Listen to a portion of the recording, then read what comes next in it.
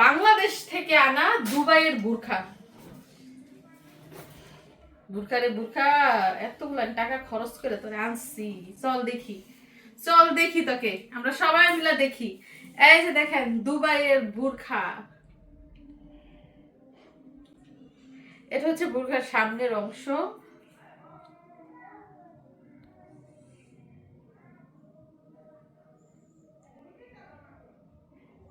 এবং এটা হচ্ছে হাতা, দেখেন এই যে হাতা। এটা কিন্তু এই পার্ট না, এটা আটকানো।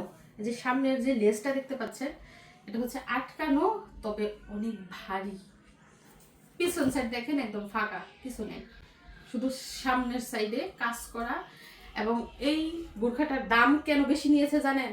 কাপড়ের জন্য। কাপড় নাকি অনেক ভালো, 1 নাম্বার 2 নাম্বার 100 নাম্বার কাপড়। বুঝতে পারছেন? এই কাপড়ের জন্য বোরখাটার দাম নিয়েছে। যদিও আমি চেয়েছিলাম আর একটু কম দামি বোরখা নিতে।